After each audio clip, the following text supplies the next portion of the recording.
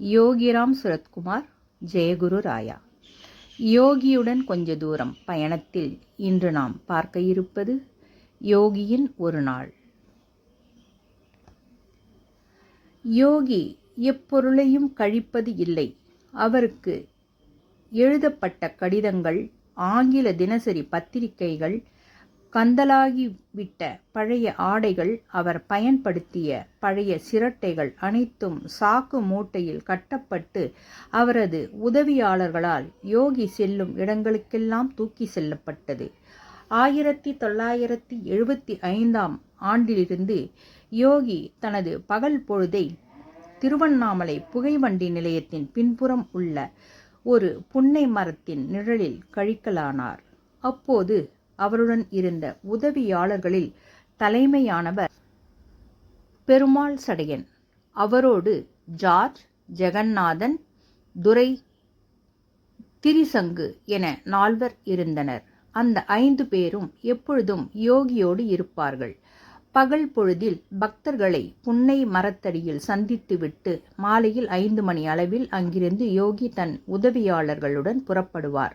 புகைவண்டி தடம் வழியாக அந்நால்வரும் சாக்கு மூட்டைகளை சுமந்தபடி யோகியை பின்பற்றி தண்டவாளத்துக்கு அருகே பரப்பப்பட்ட கூரான கருங்கற்கள் மேல் நடந்து செல்வார்கள். யாரும் செருப்பு அணிவதில்லை. கூரான கற்களில் நடந்து நடந்து அவர்கள் பாதங்கள் வலுவேறி இறுகிவிட்டன. ஆனால் யோகியின் பாதங்களோ கூரான கற்களின் மேல் செருப்பில்லாமல் நடந்தாலும் மிருதுவாகவே இருந்தது. கையில் விசிறி, சிரட்டை, நிறைய மயில் பீலிகளை ஒன்றாக்கி கட்டப்பட்ட ஒரு அழகிய கொத்து, விரல் பருமனுள்ள சுமார் 2½ அடி நீளமுள்ள ஒரு குச்சியுடன் யோகி தன் பரிவாரம் பின்தொடர வேகமாக நடப்பார். சுமார் 1 கிலோமீட்டர் தூரத்தில் காந்தி நகர் வந்தவுடன் தண்டவாள பாதையிலிருந்து இறங்கி தெரு வழியாக பெரிய கோவிலை நோக்கி நடக்க ஆரம்பிப்பார். சில சமயங்களில் அத்தெருவில் உள்ள சுப்பிரமணியன் என்பவரது வீட்டின் தாழ்வாரத்தில் சிறிது நேரம் ஓய்வெடுப்பார். உதவியாளர்களும் தங்களது தலைச்சுமையை இறக்கி வைத்து சிறிது நேரம் ஓய்வெடுப்பார்கள். போஸ்ட் மாஸ்டர் சுப்பிரமணியன் சில நேரங்களில் அனைவருக்கும் காப்பி கொடுத்து உபசரிப்பார். பெரும்பாலான நேரங்களில் யோகி வெறும் தண்ணீர் மட்டும் கேட்டு வாங்கி அருந்திவிட்டு சிறிது நேரத்தில் கோயிலை நோக்கி நடக்க ஆரம்பிப்பார்.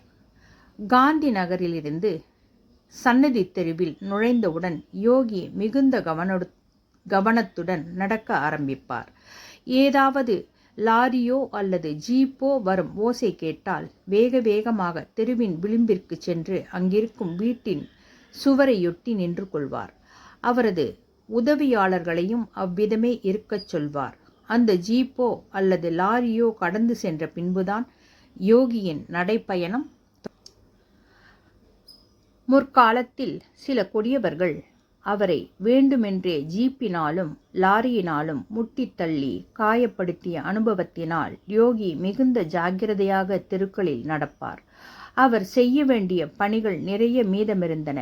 எனவே ஜாக்கிரதையாக தன் மேனியையும் ஜீவனையும் பராமரித்து வந்தார்.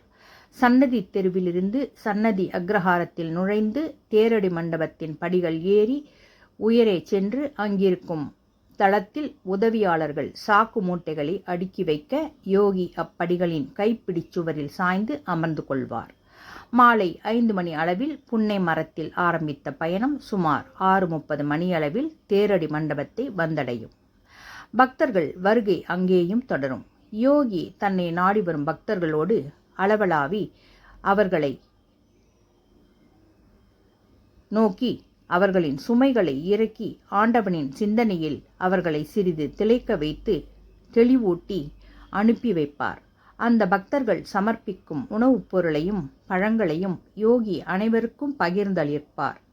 இரவு சுமார் 10 மணியளவில் பெரிய கோவிலின் எதிரேயுள்ள பாத்திரக்கடையில் வீதியிலுள்ள கடைகளை வியாபாரிகள் மூடிவிடுவர். மண்டபத்தின் அடுத்தாற்போல் உள்ள அவ்வீதியின் முதற்கடையின் தாழ்வாரத்துக்கு யோகியின் உதவியாளர்கள் யோகியின் சாக்கு மூட்டைகளை எடுத்துச் செல்வார்கள்.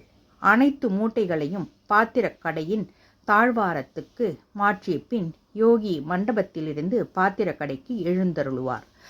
பெருமாள் சடையன் கடையின் தாழ்வாரத்தில் மூடிய கதவுகளுக்கு அடுத்துள்ள திண்ணையின் யோகிக்கு ஒரு பாயை விரித்து ஒரு சிறிய கோணிப்பையை யோகிக்கு தலையணையாக ஏற்பாடு செய்வார். யோகி பாயில் அமர்ந்து கொள்ள உதவியாளர்கள் அனைவரும் எதிரில் தரையில் உள்ள தளத்தில் அமர்ந்து கொள்வார்கள். சிறிது நேரம் குருநாமம் சொல்லப்படும். சுமார் 11 மணி அளவில் அனைவரும் படுத்து தூங்கும்படி யோகி சொல்வார். அவரும் திண்ணையில் படுத்து உறங்கிவிடுவார். காலை 5 மணி யோகி விழித்தெழுந்து, ஜெகந்நாதா, எங்களுக்கு அகில இந்திய காப்பி பாரிலிருந்து காப்பி வரட்டும் எனச் சொல்வார். ஜெகந்நாதன் விரைந்து சென்று அனைவருக்கும் காப்பி வாங்கி வர யோகி அதை அனைவருக்கும் கொடுத்து தானும் காப்பியை சிரட்டையில் ஊற்றி அருந்துவார். பின்பு சிறிது நேரம் நாமஜபம். விடிந்த பின்பு மீண்டும் புன்னை மரம் நோக்கி பயணம். அங்கு சென்று காலை கடன்களை ஒவ்வொருவராக முடித்துவிட அடுத்த நாள் ஆரம்பமாகும். பக்தர்கள் பாடல்கள், பரவசங்கள், சம்பாஷணைகள், அழுகைகள், சிரிப்புகள், துன்பங்கள், இன்பங்கள் என அனைத்து உணர்வுகளும் அங்கு ஆர்ப்பரிக்கத் தொடங்கும். அனைத்துக்கும் நாயகனாக அங்கு யோகி வீற்றிருப்பார். எத்தனை எத்தனை நண்பர்கள் அங்கு பயன்பெற்று சென்றார்கள். எத்தனை எத்தனை சாதகர்கள் சாதித்து கொண்டார்கள். எத்தனை எத்தனை பக்தர்கள் பரவச நிலை அடைந்து பூரித்து போனார்கள். எத்தனை எத்தனை ஏழைகள் தங்கள் பாரத்தை இறக்கிச் சென்றார்கள். எத்தனை எத்தனை சோகங்களுக்கு அங்கே விடிவு பிறந்தது. அப்பப்பா, அவற்றில் சிலவற்றையாவது பார்த்து ரசித்து மகிழ முடிந்தது என் பாக்கியம். புன்னை மரம், தேரடி மண்டபம், பாத்திரக்கடை, திண்ணை, சன்னதி தெரு, வீடு, ரமண நகர், சுதாமா, முடிவில் ஆசிரமம். இது யோகியின் 6 முக்கிய ஸ்தலங்கள். ஆரம்ப காலத்தில் யோகியோடு இரவும் பகலும் உடனிருந்து பாத்திரக்கடையிலும் புன்னை மரத்தடியிலும் தேரடி மண்டபத்திலும் சன்னதி தெரு வீட்டிலும் கழித்த அந்த சில பல நாட்கள் எனது ஜீவிதத்தின் பொற்காலம்.